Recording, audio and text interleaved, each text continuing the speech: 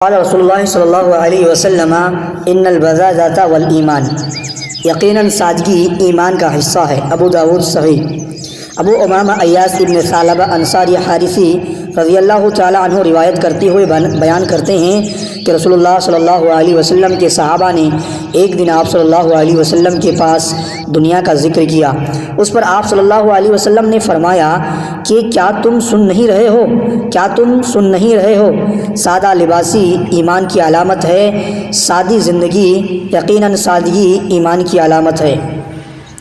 عن ابی امامۃ ایاس بن ثعلبہ الانصاری الحارثی رضی اللہ عنہ قال ذکر اصحاب رسول اللہ صلی اللہ علیہ وسلم یوما عنده الدنیا فقال رسول اللہ صلی اللہ علیہ وسلم الا تسمعون ان البذاذۃ من الایمان قال الراوی یعنی التقحل حسن لغیرہ رواہ ابو داود و ابن ماجہ و احمد۔ نبی اکرم صلی اللہ علیہ وسلم کے صحابہ میں سے کچھ لوگوں نے دنیا کے بارے میں گفتگو کی۔ نبی صلی اللہ علیہ وسلم نے انہیں فرمایا کیا تم سن نہیں رہے ہو، یعنی سنو۔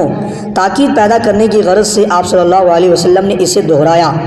لباس اور زینت اور سادگی میں تواضع اختیار کرنا اہل ایمان کے اخلاق کا ایک جز ہے جس کا سبب ایمان ہی ہوا کرتا ہے۔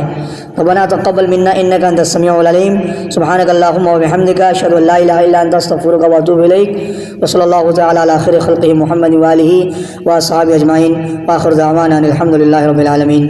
السلام علیکم ورحمۃ اللہ۔